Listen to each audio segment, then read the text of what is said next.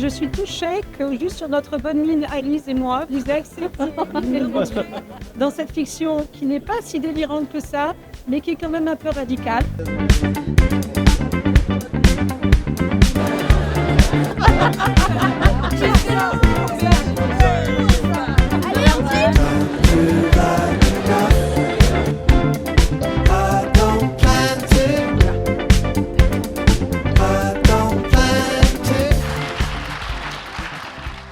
Mesdames, Messieurs, chers publics, chers actionnaires, nous y voilà.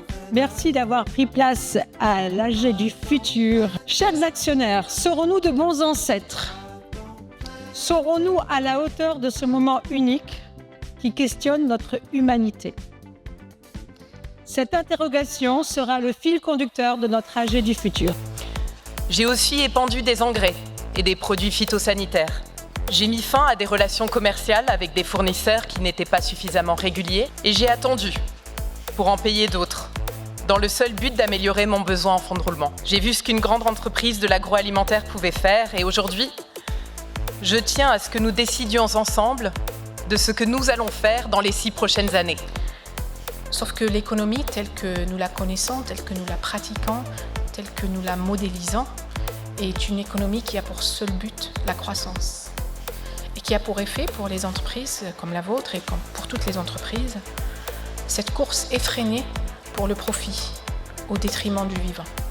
On veut sauver en fait une couche d'humus, de complexe argilo-humique, qui fait seulement quelques dizaines de centimètres, qui est très fragile et qui met jusqu'à 1 millénaire à se constituer. Et cet humus, quelle est sa fonction? Elle est métaphysique, elle est magnifique. C'est de transformer la mort en vie. Parce que déjà qu'on est privé de dividendes, quel sera l'impact de toutes ces annonces, de toutes ces actions sur le cours de l'action, sur nos actifs? Merci. On est aujourd'hui en plein brouillard. N'écoutez pas les patrons, les financiers, les experts ou les militants écolos qui vous expliquent que c'est simple, c'est effroyablement compliqué. L'action sociale et environnementale n'est pas une pente naturelle, n'est pas une pente douce, ça n'est pas un long fleuve tranquille, c'est un combat. Et en 2023, comme Geneviève l'a dit, la famille Rélec a fait un choix radical en transmettant 47% de ses actions à une fondation actionnaire dédiée aux pratiques agricoles respectueuses du vivant. Mais si on laissait faire la fameuse main magique qui fait que l'économie réussit, si on la laisse aller? Je veux dire la main invisible du marché. Il faut que les choses soient bien rangées.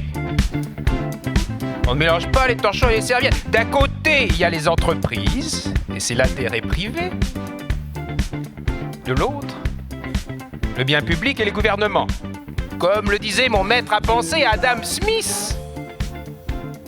Appelé ? Bonsoir Milton Friedman. Bonsoir. Ça fait un moment que je vous observe, depuis mon petit nuage. Pour avancer, j'ai besoin de confiance. Nos équipes ont besoin de votre confiance pour vivre complètement notre responsabilité. C'est maintenant et ici qu'on doit agir, pas demain.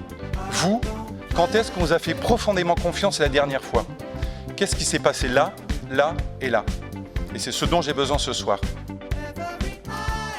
Ce soir, on vit tous ensemble un moment rare. Vous êtes des actionnaires explorateurs et d'un seul clic, vous avez dans la main la possibilité de semer les graines d'un avenir possible, désirable et moderne. Alors, quittons cette AG du futur et partons ensemble vers la jeune du futur. Mériton, vous l'avez compris, a une nouvelle ambition stratégique pour 2030 qui nous amène vers la soutenabilité forte.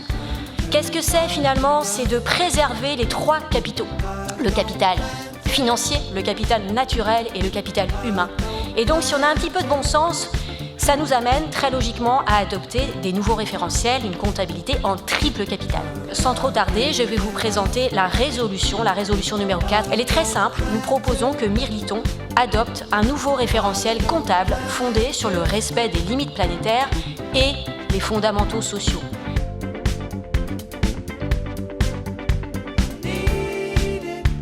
Il y a eu un tour de magie. Mais le tour de magie, c'est qu'on a été magnifiquement conseillé par Virginie Segers, la présidente de Profil,